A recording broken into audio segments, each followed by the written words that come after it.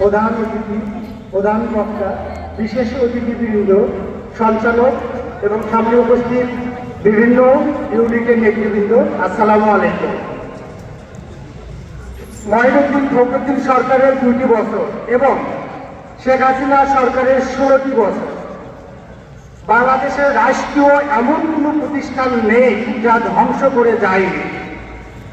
আইন, বিচার, সংসদ, সংবিধান, মানুষের মৌলিক অধিকার, মানবাধিকার, নিরাপত্তা, ভোটাধিকার, এমন কোনো স্থান নাই যা স্বৈরাচার শেখ হাসিনা ধ্বংস করেনি এবং তার নিজস্ব দলীয় প্রোপাগান্ডা চালায়নি।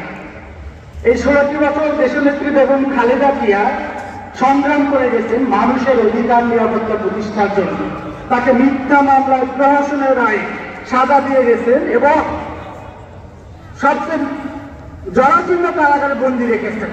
তাকে বন্দির পর বিএনপির ভারপ্রাপ্ত চেয়ারম্যান জনাব তারেক রহমান অত্যন্ত দক্ষ এবং কৌশলে সংগঠনকে সাজিয়ে মানুষের মনের ভিতর গেঁথে দিয়েছেন এসব দুঃশাসন, অপশাসন।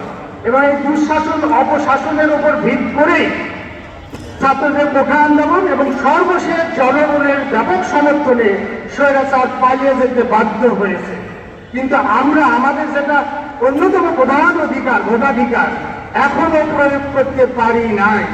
আমরা সেই ভোটাধিকারের জন্য বর্তমান সরকারকে আহ্বান জানাবো যত দ্রুত সম্ভব। শুধু আহ্বান জানাবো না, আমরাও সজাগ থাকবো রাজপথে নিজেদের ভোটাধিকার প্রতিষ্ঠার জন্য এবং জনগণের সরকার প্রতিষ্ঠার জন্য। যা বিএনপি এই যে 31 দফা রাষ্ট্রীয় সংস্কার দিয়েছে, তার মধ্যে জনগণের সকল অধিকার আছে এবং রাষ্ট্রীয় সকল প্রতিষ্ঠান পুনর্গঠনের কাঠামো আছে। আশা করি জনগণ আমাদের বিএনপির এই 31 দফার সাথেই থাকবেন, জনাব তারেক রহমানের হাতকে শক্তিশালী করবেন। আগামী দিনে সবাই আমাদের অধিকার প্রতিষ্ঠায় সজাগ থাকবো, এই আশাবাদ ব্যক্ত করে আমি আমার বক্তব্য শেষ করছি। জাসাদ জিন্দাবাদ, বিএনপি জিন্দাবাদ, শহীদ জিয়া অমর হোক, খালেদা জিয়া সুস্থ হয়ে আমাদের মাসে ফিরে আসুক, জনাব তারেক রহমান জিন্দাবাদ। আল্লাহ হাফেজ।